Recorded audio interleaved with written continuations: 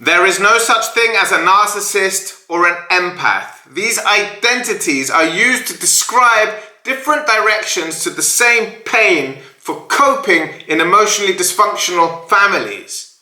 The distress of being born into a heavily narcissistic environment. Well, like for my little brother, when me and my sister were both raging, and my dad, what room did he have? But to tune in, to feel, to adapt, to get everyone to get along so that he felt seen, so that he felt chosen. And that's what my mother had done. She was the third child in her family. Her mother, her brother and sister, tough people. Serious emotional trauma. So at the narcissistic side, you have people who have simply grabbed on tighter to the ego's innate self-preservation mechanisms of I will survive. The egoic self-preservation protects your body, so when you get too close to a cliff drop, you step back. That fear, that keeps you alive. A car goes screaming past, you jump back. That keeps you alive. That same reflex mechanism protects an identity. So if you've blocked a whole host of emotions, vulnerabilities, shame, guilt, grief, abandonment, anxiety, that's all blocked out of consciousness. The ego wants to keep it out of consciousness for your own survival. So as long as we remain unconscious of the ego's self-preservation mechanisms with regards to the identity and trauma, the same reflex action that gets you to jump out the way of a speeding car or put your hands out when you fall, that's what's activating when vulnerabilities or unresolved traumas or blocked emotions are triggered in narcissistic people. They will just throw out their entire self-preservation arsenal, I will survive, looking as entitlement, rage, anger, supply, all these different things they do to keep themselves free from the feelings of abandonment, anxiety, grief, shame, vulnerability, less than, inadequacies. Shall I go on? We're talking about serious pain, and children that may have even been punished severely, threatened consistently, even abused. Their coping strategy is, I will not die today. This cannot be judged as evil. This is pure survival. Tight grip on the ego's self-preservation mechanisms. It's completely unconscious and it's pure preservation. The empath has sacrificed this for a new strategy where the felt intuitive response to the environment. They've sacrificed the sense of self. I don't exist. The narcissist is all me, I. The empath, so-called, is all about let's all get on. Let's all get together and understand each other so that they can feel seen and chosen and safe in the dysfunctional family unit. And it does come across as a hell of a lot more socially acceptable. But it's just as dysfunctional and as unconscious and as controlling and as manipulative as the narcissist's coping strategies, because that's all the ego knows, is control and manipulation to feel safe. But instead of one doing it in overt, semi-destructive, angry ways, the other one does it with, let's get along, let's understand each other, bringing people together in a way so that they don't have to feel the uncomfortable emotions of inadequacy, shame, guilt, abandonment, or anxiety, just like the narcissistic person. But instead of raging, they get everyone to understand each other. And now they've cleared the air. That's their own self-preservation. So why do empaths, so-called, and so-called narcissists keep meeting on a varying degree of scale, of course, in relationship, and then we all brush it off as just a random toxic relationship? What was that? That was a disaster. Brush it off. Hopefully we'll do better next time. No, you're in an initiation to see that your childhood coping strategies that are covering for a whole host of emotions that you need to get back in touch with so that you can navigate your human experience and your human body properly through this dimension, instead of every time a certain emotion or trigger gets activated, you bounce away into your coping strategy, which is what's happening in toxic relationships. Both are bouncing away from their actual feelings playing out their automatic coping strategies, and these create a dynamic. When it's super empath, super narcissistic, one will just be raging and smashing the whole house down, and the other one will be sweeping it up saying, it's okay, don't worry, we can work this out. But what you'll find in most relationships, even when people think they're the empath, is they're way more narcissistic than they think. Because the moment you yell back, scream or threaten, that's what's seen as narcissistic. So there's a lot of people out there that claim to be empaths. First of all, empathy is not an identity. You're not an empath, okay? We all have empathic abilities and we can develop them with boundaries, compassion, and emotional intelligence, which I've developed through intense awakening processes over many, many years. To be able to sense and feel what's mine, what's theirs, sense the feeling of a group, somebody's own emotional triggers, and know it's theirs and not mine. That's an ability that takes years of training. But if you develop that as a child to survive, that's your ego, that's your survival strategy. That's not an ability. Even though it looks like an ability, it's a coping strategy to stay safe and not feel things. So if you claim you're an empath, first of all, you're in denial and you're still in your ego.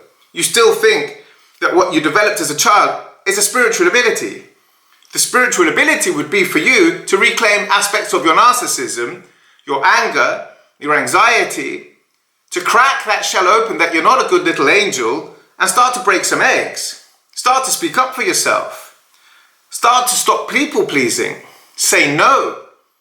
Not give a damn what's happening around you and look after yourself.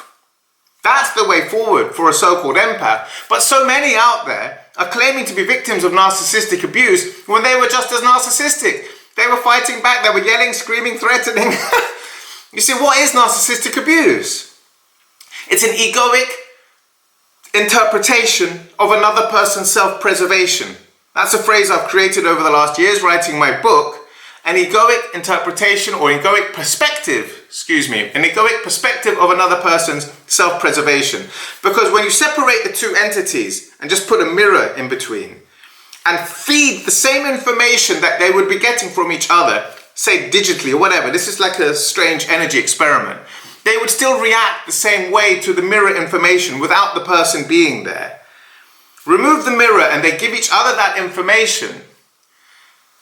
The empath has rejected the narcissistic traits. So when they see somebody being narcissistic, their ego resists that within their own mind and they project that same mechanism out onto the person to reject them. It's what I call the double threat illusion. The information that reminds them of parts of themselves they've rejected gets rejected externally and internally. It's the same thing. For the narcissistic person, it's the reminder of vulnerability, of caring, of feeling.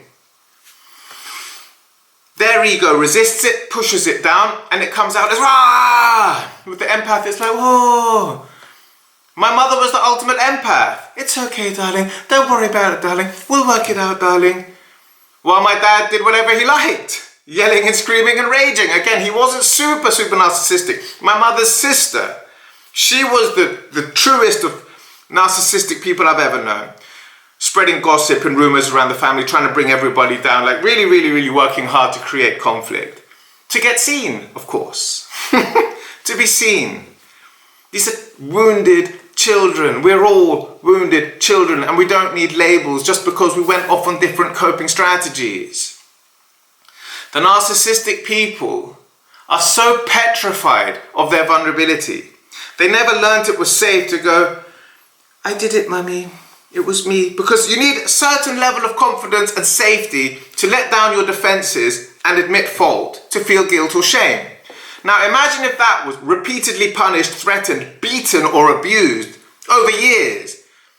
And now you're expecting that person to suddenly just let down their defenses and go, you know what, yeah, I did it. No. They're going to do everything they can to hold on to their defenses to keep their identity safe. So what's your lesson if that's what you're facing?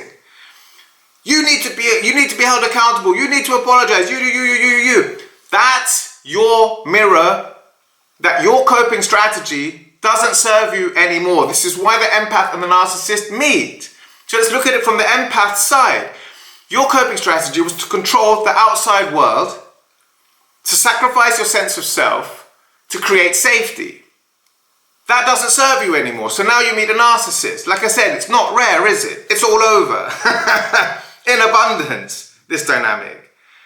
It's showing you that if you don't recognize that you have a self, if you expect accountability from other people, you expect other people to change for you to be safe and to create relief, you're just going to hit this brick wall, because it's time to see yourself. So when you don't see accountability in the other, that's the mirror of you not taking accountability for yourself, but you don't see yourself, so you keep chasing the mirror because the feelings inside are so uncomfortable, and you've learnt your whole life the only way to create relief is to manipulate the outer environment, and with the narcissist that will not work. So where do we look?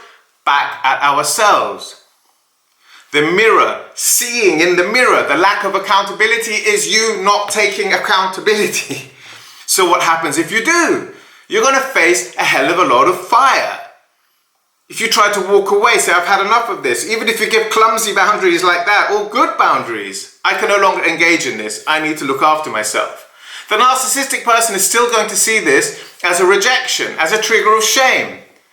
So even when you choose yourself, or you don't, you're going to face fire. So which one do you want? The one that proliferates toxicity and keeps you stuck, or the one that liberates you? Because either way, there's going to be intense emotion. And the breaking out of that empath coping strategy by choosing yourself, by recognizing I exist and I'm the one that has to change, not them, for me to feel safe. What you face there are the same forces that blocked you as a child, that created that coping strategy. Because unresolved trauma is like a story in your head that's frozen or on pause. That by going back into that, through the fear and doubts of your ego, that say, what are you doing? What are you doing? I'm so scared, I'm so scared. That's the ego protecting that pain. Go through it, access the self, say, I choose me. You're trembling, you're scared, because now you're accessing those same pains that blocked you in the first place. You act on it, and the narcissistic person gets even hotter. That's what I say, it gets hotter before it gets easier. Now you're reliving, recreating the same torment you went through as a child that blocked you, and in that fire, you're navigating with the self. It's distressing as hell. We're talking serious anxiety, grief, abandonment, shame, guilt, huge waves of emotion. And if the other person, which they probably are, is in huge self-preservation, that's going to trigger your emotions even stronger, even hotter, which is why so many people change their mind, apologize, go back. Especially 1 month later when they realize that this is happening now. And the emotions get really intense. So we're not being true to ourselves in the relationship, so we stay, then we realize it's horrible, so we leave, we can't handle the emotions there, so we go back, we can't handle the emotions there, so we leave, we go back, we go there, we go back. The intensity is real, and my story is your story, because I'm just talking about my life here. And I know you've been through the same stuff. Sometimes we're more on the narcissistic side, sometimes on the more empathic side, sometimes it's, both of us screaming and shouting and yelling.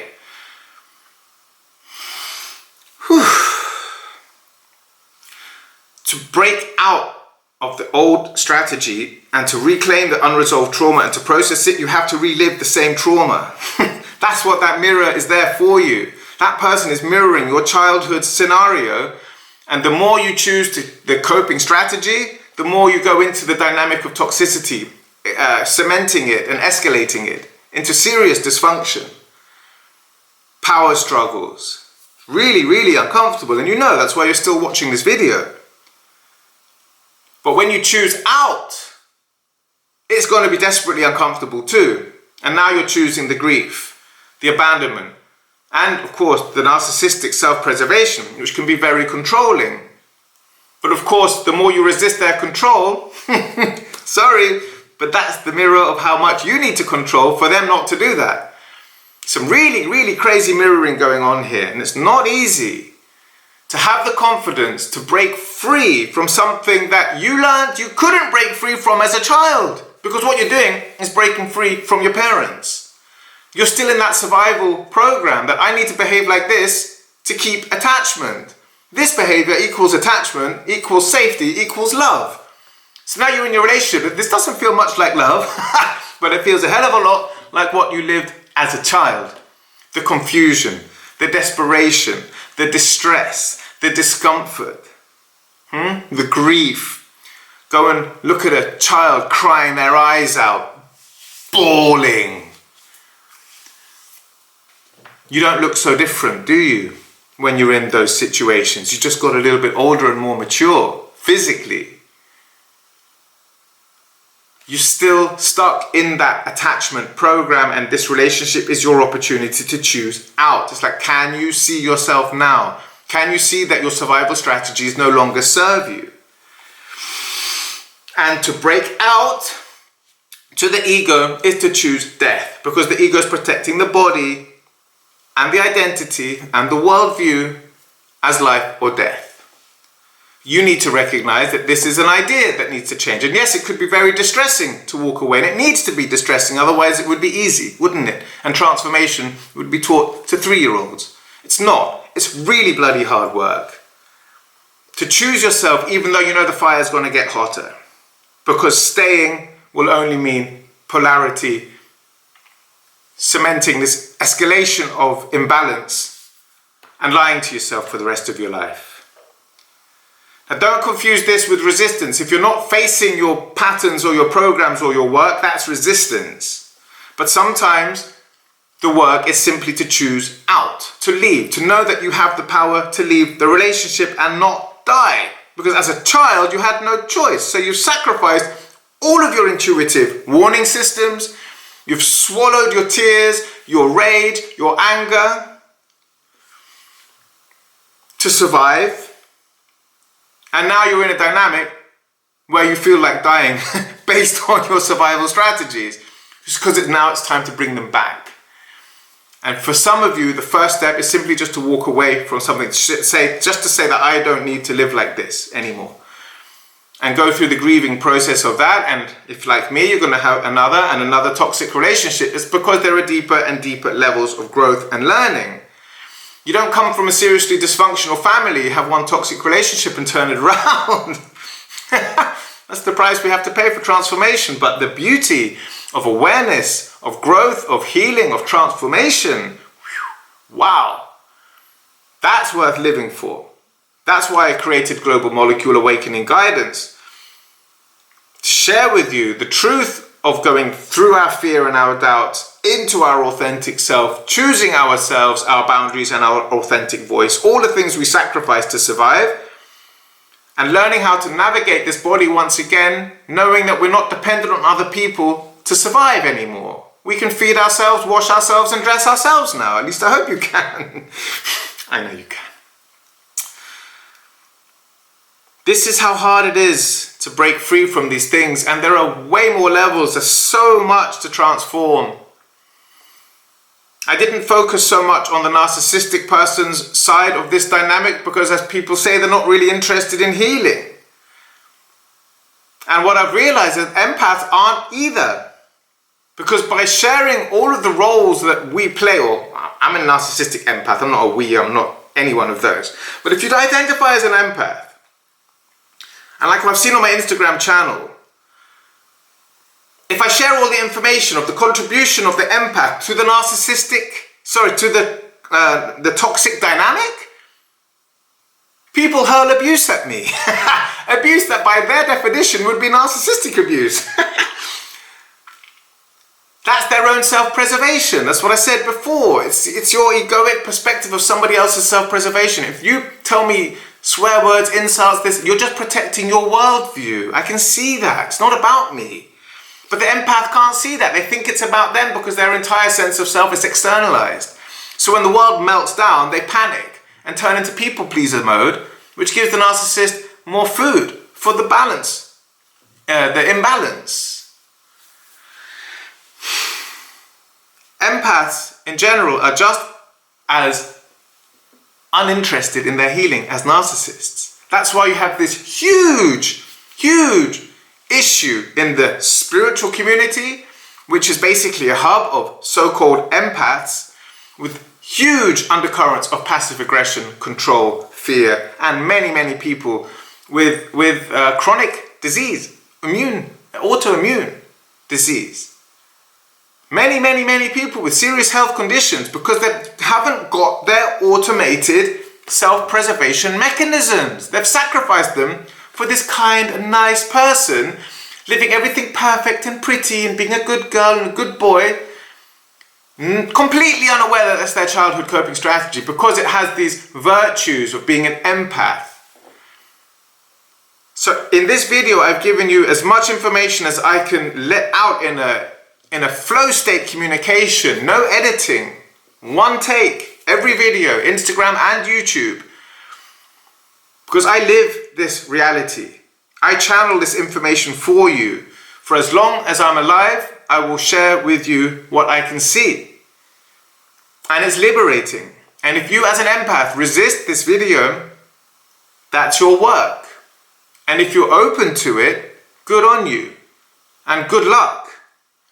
Because it's not easy. And for some of you, it would be better just to pack your bags and run. That's good enough. Don't make too much noise before you leave, because for some of you, it could get nasty. The degree to which the breaking free scares you is the degree to which you sacrificed yourself for survival when you felt really scared as a kid, but didn't have a way out. You have a way out now. You can choose yourself, but you're breaking out of your family survival attachment patterns. It feels like you're saying, I'm leaving my family. My parents got it wrong. I was never safe. I was never loved. That's what your ego's seeing, and it's resisting it like mad. It's your job to override egoic self-preservation mechanisms, knowing that you need to access what's on the other side. So you recognize that by recognizing the fears and doubts and the mental stories spinning, that means you're going the right way. It's a decoy to put you off. That's what the ego, between the ego and the unconscious, you have fear, doubts, and all this head spinning stuff. It's to distract you. Survival. Very clever. It does its job very well. So if you recognize that and still choose to go through and say, I'm choosing me, and speak for yourself, you're going to shake, you're going to tremble, you're going to feel all the anxiety, abandonment, guilt, shame, all of it, all the fun stuff. That's the stuff we need to move towards and choose ourselves, and then integrate it to give it space to calm and to settle and grieve it, hold it and grieve it and hold it and grieve it over years, over several toxic relationships with many different levels of transformation. That's the awakening journey within relationship. There's a whole other side with the family, with delusion, expectations, a million other programs. So this is just relationship we're talking about today. And with all the love in my heart, I wish you well. Thanks for watching to the end. Have a beautiful day.